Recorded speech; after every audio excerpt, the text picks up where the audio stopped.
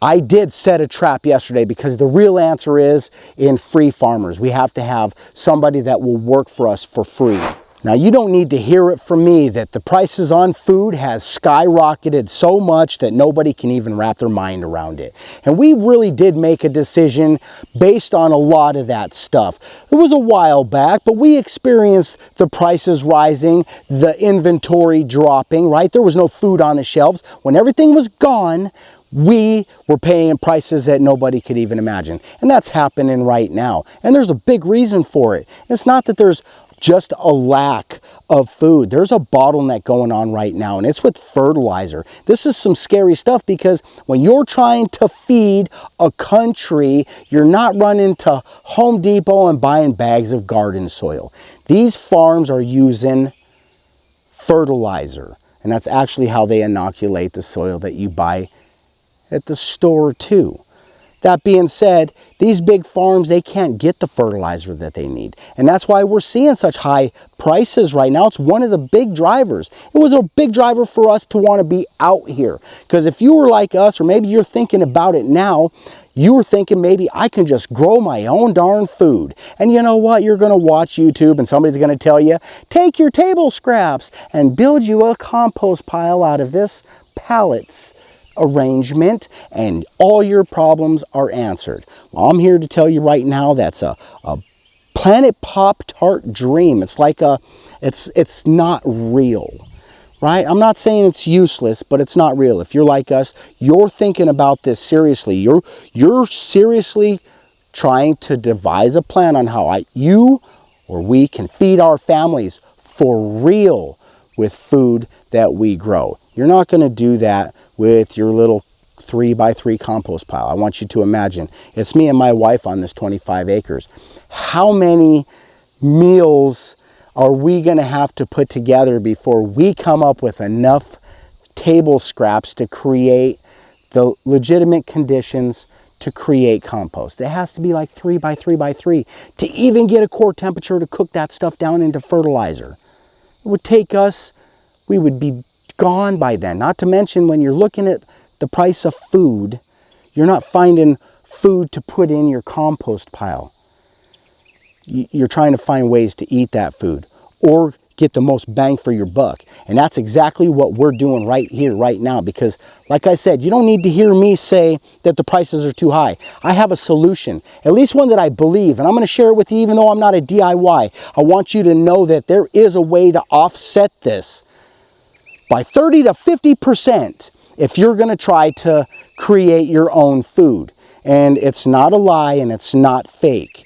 And it's not some little weird pallet compost array set up that you're going to have to do. Once again, I'm not saying that's bad, but before I tell you, before I get into it, I just want to let you know that I did set a trap yesterday because the real answer is in free farmers. We have to have somebody that will work for us for free. And if you set the right trap, you can catch them. And we all have this available for us. It doesn't take much to set this trap. And I'm going to show you what that is in just a moment. Before I do, I want you to know that the fertilizer situation has been compounding for quite some time now.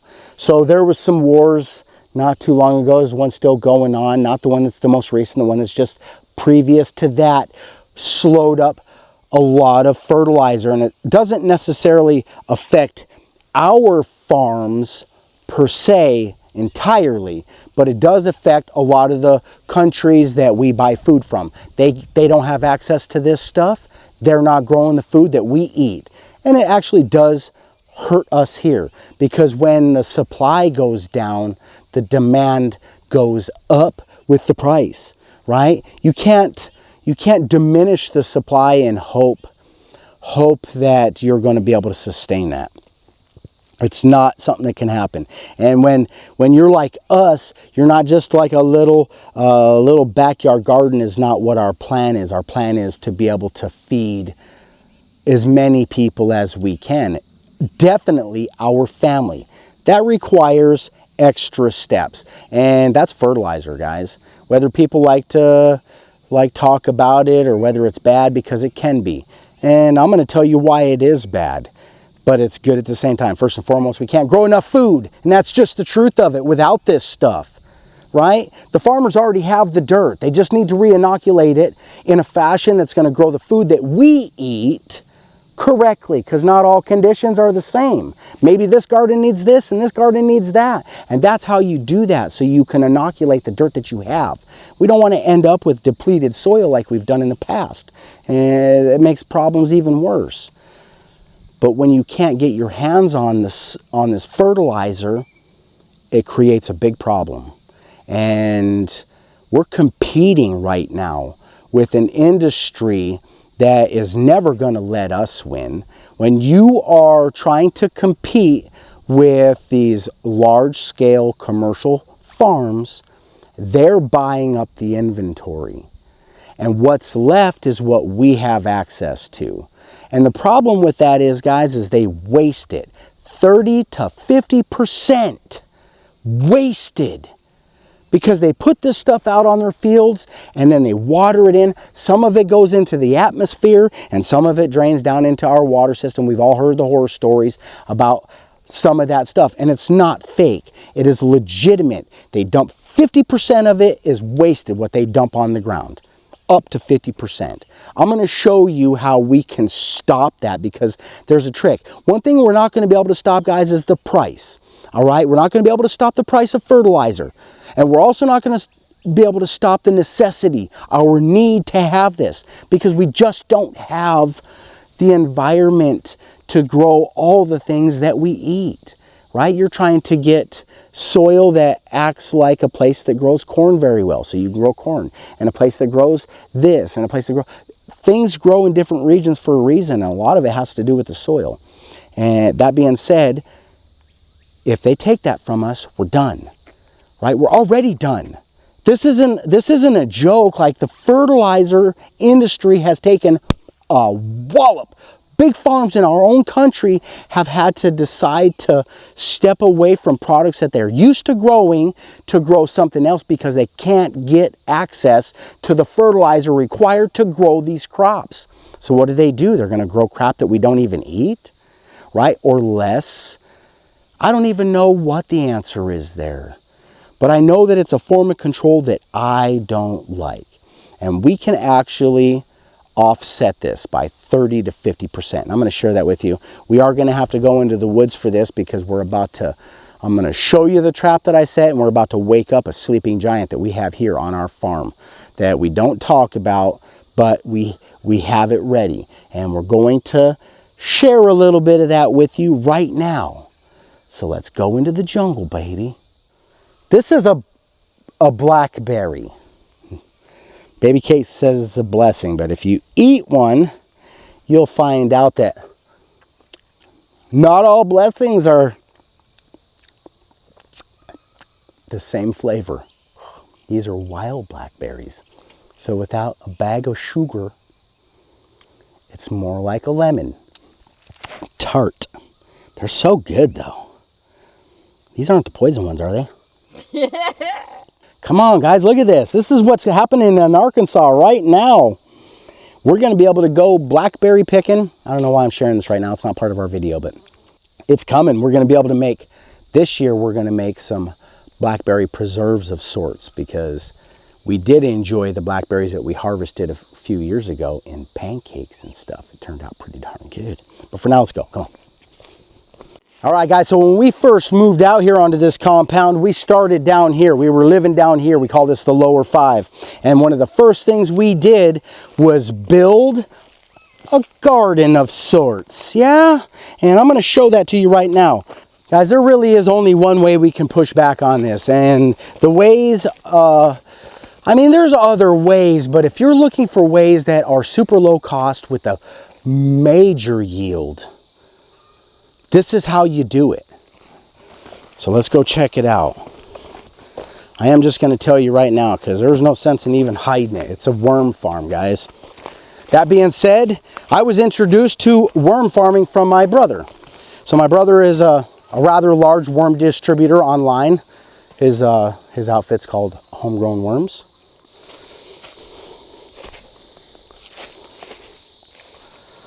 All right, guys, sorry about the noise. It is cicada season in Arkansas right now, and they don't care whether you like it or not. They're loud. All right, guys, so currently we are standing inside of our little worm farm. It's 1,200 square foot of worm bed, and we created this area. We inoculated the soil. A lot of things happened, and we had to essentially abandon this or put it on the back burner. The nice thing is my wife has been continuously feeding this, so we have worms in here still. Just not 100 pounds is what we started. And if we could have continued it, who knows how big it would be today. But things changed in life and we abandoned it. But today we're waking up the sleeping giant. So what I did was I set a trap, because you can't offset the price of fertilizer, but you can offset the usage of fertilizer. So when I tell you that you can take that same fertilizer and improve its usefulness by 30 to 50%, this is where it's going to happen, right here in your worm farm. And when I tell you that you don't want to give your compost pile your small scraps of food, because it'll take years to build up enough of that stuff to make a compost pile, you give it to your worms, because that's where the money's at. And I'm gonna share with you about how to super amplify your production. But the fact is, I'm also gonna show you how this goes in the house. And I'm not a DIY, but it's important enough because we already can't afford the grocery store. So if we can grow something, it shouldn't cost so much that we can't afford that either.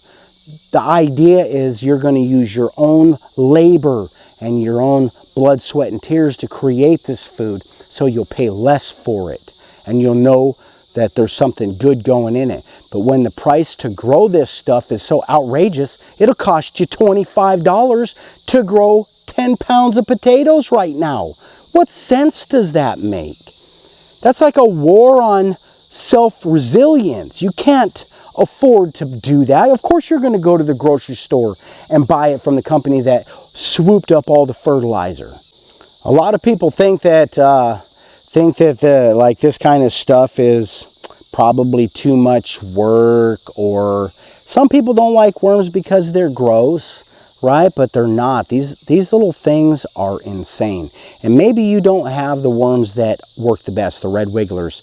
Maybe you only got like night crawlers. They still do the same thing. They're just not as hardy. So the red wigglers, the ones that we have in our garden right here, they're like super workers when it comes to making vermicompost, which is where the money's at. Because what does that do? It creates something that makes the nutrients available to the plant. That's why half of it washes away, because the plant has no way to get it into itself, right? It needs an environment, and that environment has like live cultures in it and stuff. There's all kinds of like little bugs and micro things in there that are working to improve your plant. Not only that, you can't overuse this stuff, and you can actually spray it on top of your plant, and you can feed it through the leaves and stuff. And it's true, it's real. There's ways to do it. So I'm going to show you real quick. Let's just look up underneath here real quick. So they might be fast, they might not. What I'm going to do, guys, I'm going to catch these things and I'm going to throw them in our little worm bin that we're going to be able to put in the house and start this. You could actually start this in your house or in your garage or any place that regulates the temperature somewhat. You just don't want it to be too hot. Right? Anything over 95 degrees is probably bad news for a red wiggler. They like to live on like the top 2 or 3 inches of soil. So we started this little bin out with stuff that you have already. You got leaves outside, you got sticks, you got paper. Our paper does have ink on it. You might want to make sure you're not using toxic ink, right? A lot of inks are like soy-based now, I think. Anyways, they're pretty safe. Must be like some kind of stinging plant. All right, here we go, guys. Ready? This is where our little freeloading workers are. Where are they at, love? I can't hardly see because my eyes are... I'm not seeing any. Nothing? It might take more than one day. It's going to take more than one day. All right, well. All right, guys. Well, that was the worm trap that I set last night. It's going to take one more day. Luckily, I have another one right here beside us. We're going to go ahead and uncover it, and we're going to snag us up a few of these little red wigglers because that's where the money's at.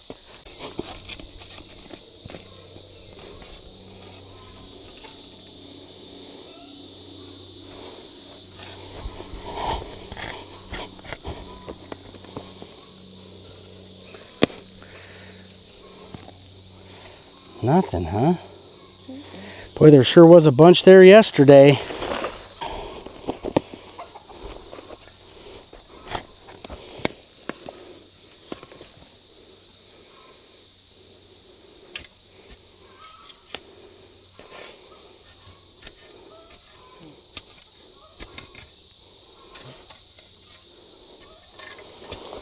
Yeah, well, they were just there, so they were just there. This is just going to take more than 1 or 2 days.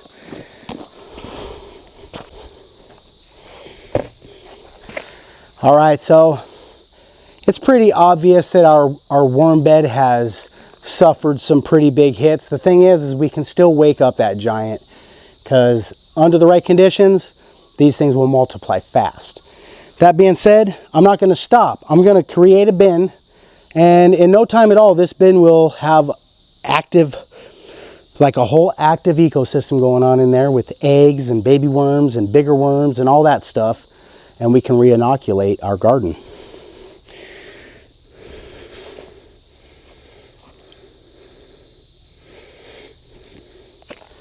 Problem is, this bin has been very hot. I'm going to be straight too. One of the reasons we backed up off of our worm farm originally was because everything in Arkansas wants to eat a worm. If you want to know where the worms are at in this state, look at the ground, because if there's mole tunnels everywhere, then there's worms everywhere. Where the worms are, the predators are. That's armadillos and moles. Who knows what else? So we're changing up this year. This is what my hope is at this point in time. I'm going to be able to reboost all of this and use whatever money we may make on YouTube to build up our worm farm again, because it is obvious it is very, very necessary today.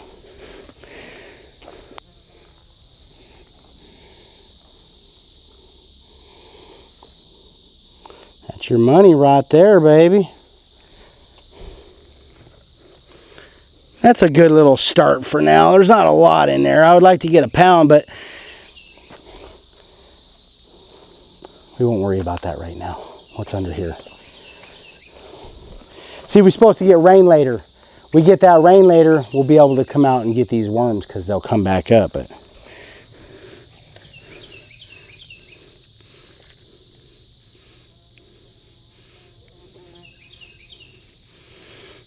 yeah, right there, baby.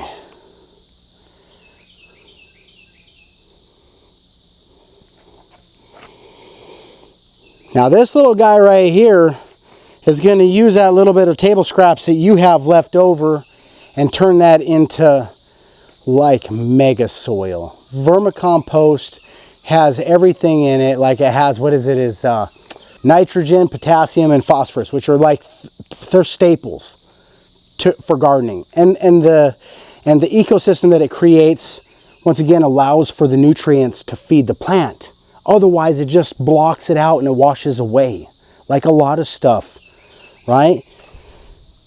We're going to be able to come up with more than one commodity out of this that is very valuable.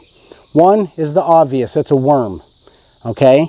So if you went to the store right now, let's say you went to Walmart because you wanted to go fishing, you were going to buy a dozen worms. That's 12 worms, guys.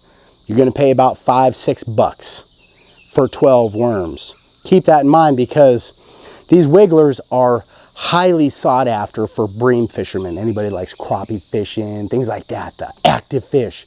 These are a gold mine. So you got a very valuable worm that you could sell. You're going to have so many of these after a while, if you do it like we're going to do it, that you're going to need to do something with some of it. Right, so maybe you wanted to sell a worm, bama-lama. But the thing is those are your workers. So you're going to try not to sell them. Because what they create after that is the gold mine, and that's that composting. All right, so it's the worm poop, guys. That worm poop, it's vermicompost, and it's amazing. You can't overuse it. It's not going to burn your plants like a lot of fertilizers will if you're not careful. There's other alternatives to this stuff, but I'm going to tell you right now that just a bag of, look it up, a little bag of worm compost is insane how much it costs. But when you're doing it on your own, you're going to be able to take this little bin and turn it into a big, humongous chunk of gold. You're going to be able to cover a huge surface and make more difference than any trip to Walmart is going to do for you. What you do is you take the worms out, you harvest those worms. Eventually you're going to have to do that with these. You're going to collect what's in the bottom of that bin. And you're going to put some water in there. And then you're going to add a super ingredient called molasses or sugar and put a little air pump in there. And you're going to create, it's a compost tea, worm compost tea. Once you inoculate that compost with sugar, it brings everything to life. All those little microbes and stuff in there, they come to life. And that's how you get 30 to 50% more out of your fertilizer that you buy, because you're going to make your plants more, the nutrients more available to your plants, and it's going to save you, right? Because once again, we can't change the price. We have no control over that. But we do have control over some of this stuff. And I wasn't really trying to beat down composting like your big compost piles. Those are important. That's your fertilizer, yeah? It works too. But if you're like my wife and I, that little bit of table scraps does not add up, right? And you have to do most of that labor. You're going to be out there with the hose and watering it down and turning it over with the pitchfork, and you're going to be adding and layering, and there's a lot of work that's involved with composting. It's well worth it. But if you're trying to take it serious like we are, you're not doing a little 3x3 pile. You need a lot of this stuff. And that's how you get it. That little bin right there is going to be more power, more bang for the buck than any 3x3 compost pile. I'll guarantee it. Because this is going to inoculate the soil. Go out and buy yourself one little bag of soil then and inoculate it with this stuff, and you got a super soil. All right, guys, I really truly believe that this is probably the best way that we can combat what's coming down this chute right now. We've got no choice about what is coming down the pipeline. That bottleneck for the fertilizer hasn't let up yet. The damage is already done. Certain crops haven't already been grown. You've already noticed it on the shelves. You've noticed it if you're a gardener yourself, whether you're small scale or large scale. The bags of dirt or the fertilizer has gotten more expensive. It makes it too much to be able to grow enough to actually be realistic about any type of sustainability. That being said, if you have dirt, you use the fertilizer and you use this stuff, and it's going to be the difference. Not only that, this stuff that right here, it's not just for that. If you're a grower, you probably already know, and if you're not, you're going to want to know this stuff now, because once it's too late, once you need it, then it's too late. But this stuff here is it's like so versatile. If you were going to just use it in like your garden in a row, you could inoculate the trench with just the worm poop. You can go through there, the worm castings is what they call it. You could just inoculate it that way. You could create the compost tea, the vermicompost tea, and spread that out. You could also do root dips. So you could take your compost tea and dunk your plants in it, the roots, before you transplant them, your starts. It's going to give your root wad that that boost that it actually needs to grow. Because the stuff we're buying right now, if you're buying it in a bag, you probably noticed what I noticed. That stuff is garbage. It's like they're making it in 24 hours or something. And it's mostly sticks that are not composted down.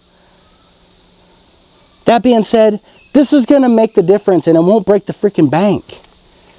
Right? We don't have a choice. Once again, we don't have a choice in what these things cost. But we do have a choice whether we can offset it or not. And if you've got a better idea on how to offset it than this, I would love to know. I know some people are going to say the compost pile. Some people are going to tell you rabbits. These are all great ideas, but you're doing all the work. And not to mention, like, I want you to imagine how many rabbits you have to create enough poop to garden, right? I'm going to tell you right now, a 50-pound bag of feed, sweet feed from the store is going to cost you like 10 bucks. And then the rest of the food is out here on the ground. It's leaves, it's sticks, it's organic material. Some of it is going to break down faster, but that's what worms eat. Yeah, your kitchen waste. Guys, I just get so blown away when people are like, oh, go out back and start a compost pile with your kitchen scraps. I don't have kitchen scraps like that. Who does? What kind of family you got that you got enough food waste to make a compost pile? That stuff is better inside the belly of a worm.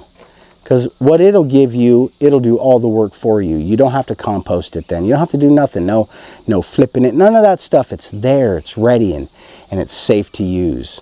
So that being said, guys, I'm not trying to teach you how to do this. There's lots of places. You could check out my brother's site, Homegrown Worms. I'll make sure we add a link in the description so you could check him out if you want. He sells all these products too, like the tea and the castings and worms and things like that. And I'm not really sure. I haven't checked him out in a while, but I think he also has some like directions and stuff like that for certain things, like how to raise worms and things like that. Don't quote me, but if it's not there, it's somewhere online, I'll guarantee it. And we actually have some stuff from the very beginning of our adventure where we shared some of our early preparation for that 1,200 square foot worm bed.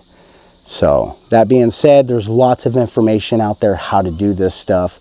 One of the valuable lessons we learned that I'm going to tell you right now, I tried to do it on the ground, and without constant attention, it's very difficult because there's a lot of predators. That being said, you can actually do this stuff in a small shed, in a spare room. Guys, I know it sounds weird, but you could create a worm farm in a small room. One of those small bins, a 1 square foot area, 1 square foot, you could create a pound of worms. Yeah, so that bag of feed goes a long ways. It's mostly about keeping them watered and keeping them fed with the corn. It takes a long time for them to eat that stuff up, but they reproduce as like a superfood because it has sugars and stuff in it, carbohydrates, and it makes these worms' population explode. And the faster they grow, the more they can maintain themselves in an area that has predators. But what we learned was we're not ready for that. I'm bringing our stuff up off the ground, so we're like shielded from the predators. It's going to be a lot harder for an armadillo or a mole to get in a raised bed. And when we start that adventure, I may even start a new channel just to give it a shot and see what happens with it. But for now, guys, I just felt like it was important enough to share this because we're not going to be able to stop what's coming, and we can't be ready for it if this stuff isn't available. So this is something that you can do. You can even do it right now. Grab you a bin, some leaves, some paper, some water. Go out in your yard, catch some worms, some red wigglers preferably. Put them in there and just keep watering them. How much water? Go check it out. It's not much, guys. Just a very little. So easy. All right, guys, if you're enjoying this content, make sure you give me a thumbs up. Hit that notification bell because I just want to hang out with you. Yeah. Share this video because you know somebody needs to know this, and it's important enough to know it ahead of time, right? Because the prices are already outrageous. The sooner you get started, the sooner you can start cutting those costs. Yeah. And subscribe. Let me know where you're at. We'd love to know where our people are. Thanks for hanging out with us. We'll see you on the next one. and peace. Bills piled high, but the faith ran deeper. She was the dreamer, he the